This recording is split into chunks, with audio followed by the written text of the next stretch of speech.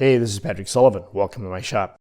Spend a few moments watching people use laptop computers and you'll quickly realize something important. They inevitably start to look like characters out of an old horror movie. Okay, maybe your laptop won't actually turn you into Quasimodo or Igor, but it will try hard. It's designed to make you bent. Used on a desk or table, the screen is almost inevitably much lower than your eyes.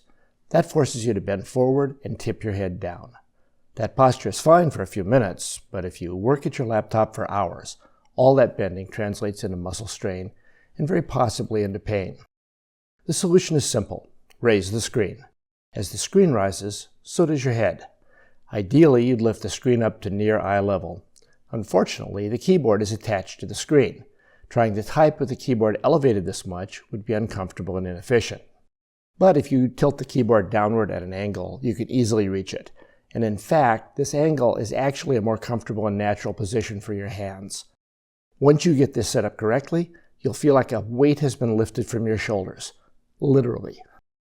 Building a stand that will hold your laptop at the right elevation and angle is not hard. The challenge is to arrive at the right dimensions and angle. You can vary the angle all the way from very shallow to very steep.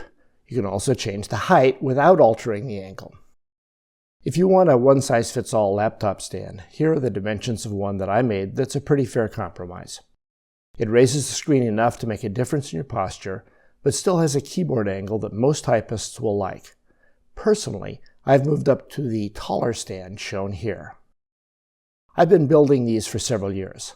I think they're great. However, some are greater than others. In my first timid attempt, the stand only raised the screen 3.5 inches or 9 centimeters.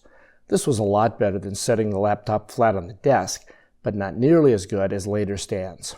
I inched my way up to my present stand, which raises the screen on my 15-inch laptop a little under 7 inches or 17 centimeters. I'm thrilled with this version. This one feels perfect for me for laptop work. Although I have built one even taller and steeper for working on crossword puzzles, I'll show it to you later.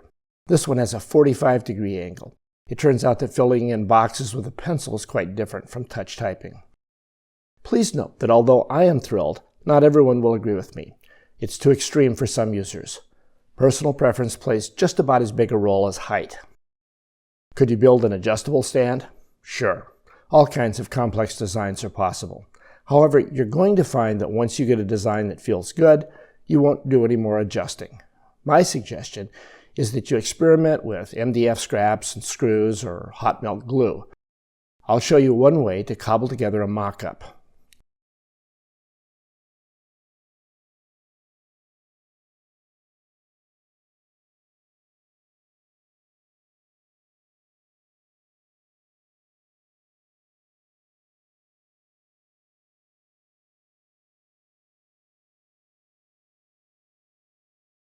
Vary the angle and vary the height. Type on it. Check your posture. When you find the right height and angle, then build that shape in better material using this very simple and easy to build design that I'll put together right before your very eyes in the next few minutes. This is all you have to do to turn your mock-up into a final design. Measure sides A and B. Side B should be somewhere between 3 to 6 inches or 8 to 15 centimeters. If it's outside that range, consider it like a red light on the dashboard of your car. Maybe pull over to the side of the shop and think about whether you really want to proceed. Now measure the height of side A above the table and call it C. With these 3 measurements, you can fill in the rest of the shape of the side. Add a little extension in front of side C, which is the purple shape. This will support a strip of wood to prevent the computer from sliding off the stand. That's the blue shape. The dimensions of these 2 parts are not critical. You're now in a position to either draw an accurate design for the side of the stand directly on a piece of wood, or to make a template. Please note that I did not have to open up my high school math book or buy any angle measuring devices. I don't want to call this caveman design, but it's pretty low-tech. Finally, there are lots of people who rarely type anything longer than a few sentences. They use their computer to watch videos, read blogs and news, and shop. For those people, the slant of the keyboard is of almost no concern. Their sole issue is getting the screen up to a perfect height. Bifocal wearers need to set the screen height so that they are looking out of the correct part of their glasses. I will demonstrate the build with two stands that illustrate different styles and methods. The first one is the tall version for my personal use. It raises the screen almost 7 inches or 17 centimeters. Interestingly, my daughter, who is 5'4" or 162 centimeters, can type comfortably on this, even though it's not optimally sized for her. The sides are poplar and the top is 12mm birch plywood, which is close to a 1/2 inch. However, plywood thickness is not very important. Square up the stock and lay out the shape of the sides.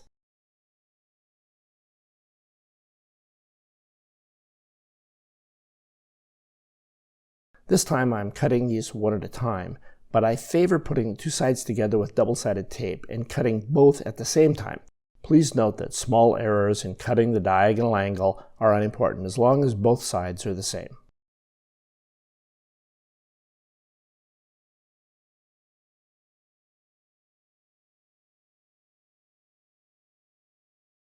I cut a rabbet or notch along the diagonal side to house the plywood top.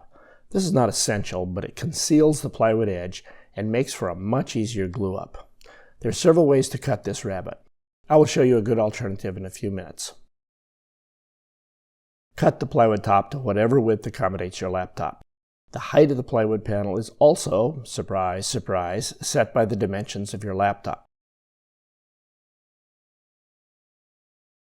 Glue the top to the two sides. Clamp it and use a spacer along the bottom to ensure that the sides stay square. Next, I made a small box that will hold my reading glasses and a pencil. No fancy joinery, just butt the pieces together and glue them. Strength is not an issue here, and the construction details will not be very visible.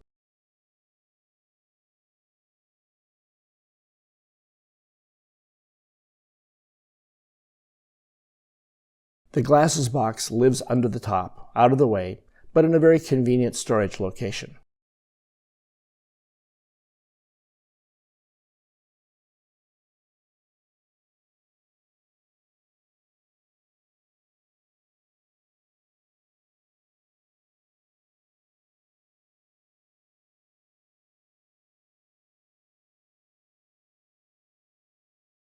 Once the box is glued in place, plane the top flush. Then trim both the front and back edges on the table saw. You might choose to set the blade at an angle as a design touch.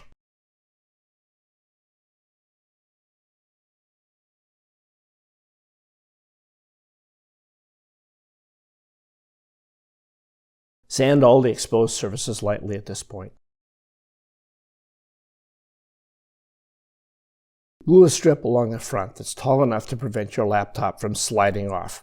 I used a contrasting color wood to conceal skin oil and dirt. We obviously do not want any sharp edges, so I rounded the long edges with a small plane and sanded the corners and short edges to soften all the places where your hands will touch. A coat of oil or varnish completes the project.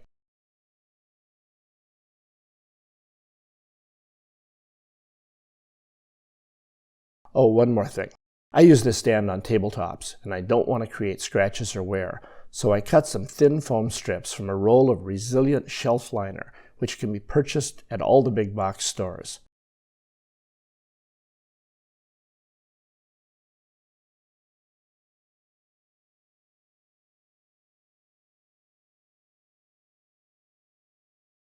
Glue the foam strips to the bottom with rubber cement or contact adhesive.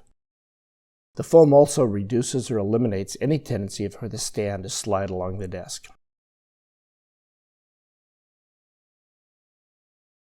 Here's my crossword puzzle stand.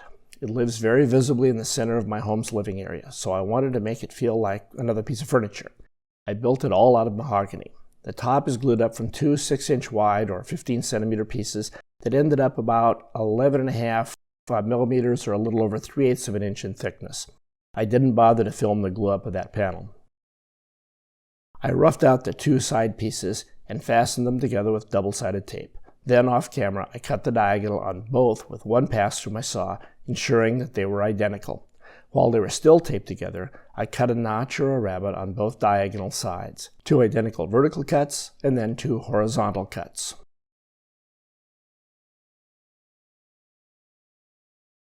To simplify the glue-up, I put 2 tiny brads in place at the bottom edge of the rabbet. These keep the top from sliding down when the glue is wet.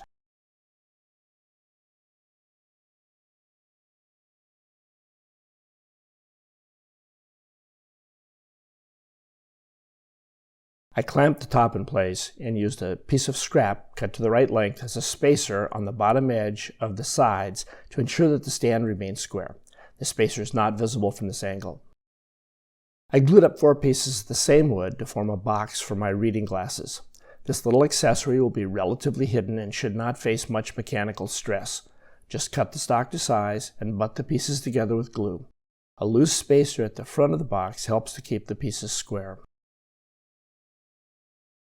Once it sets, glue the box to the underside of the top and clamp it in place.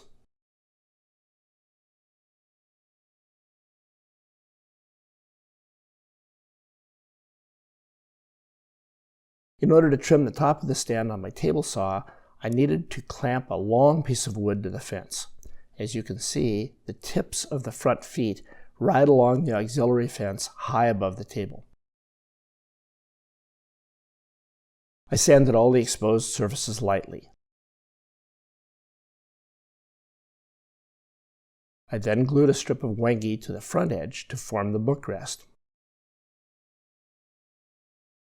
I originally intended to trim the front edge to even up all the pieces. However, my table saw did not have enough depth of cut to trim the stand after it was assembled, and my bandsaw was just not up to the task either. When I glued the top in place, I carelessly left a small gap, which you can see in this view. After I glued on the bookrest, I didn't like the unfinished look, so I cut a small beveled strip of the same wood as the bookrest, which is wangi, and fitted it into the unfinished area. I had to notch the ends, but that took just a few minutes with a rasp. The strip completely concealed the irregular gap.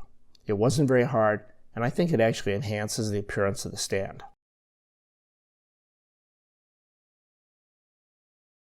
A couple of coats of wipe-on polyurethane improves the appearance, and it helps to resist dirt and discoloration. It also helps the stand to blend in with my furniture.